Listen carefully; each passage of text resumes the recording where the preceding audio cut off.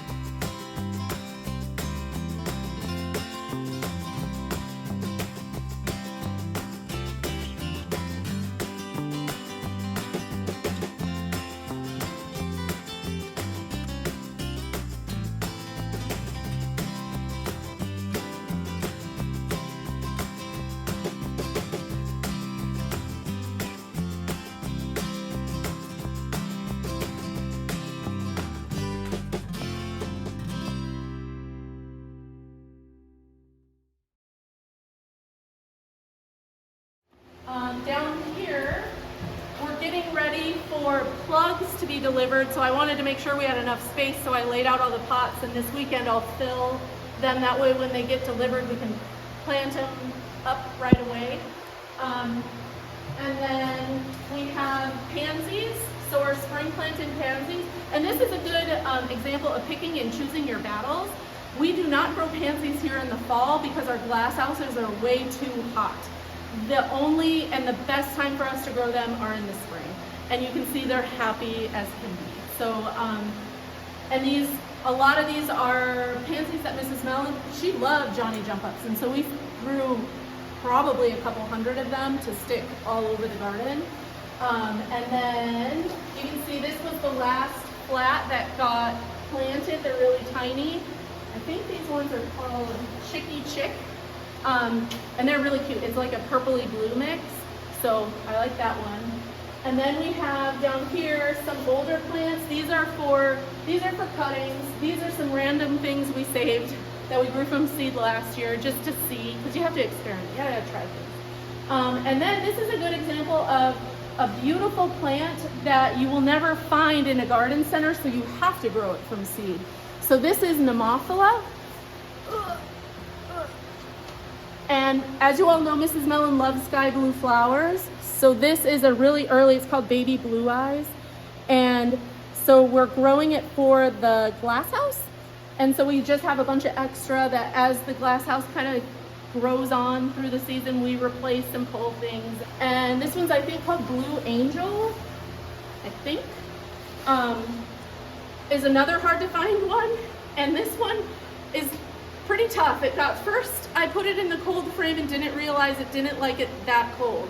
So it kind of flopped and I brought it back inside and then a mouse ate it, but it's growing. So we're committed to each other now. You know, sow what you can grow, sow what you have space for, and what will work in your area, but also experiment and try different things and try growing things in different ways, and see how it goes.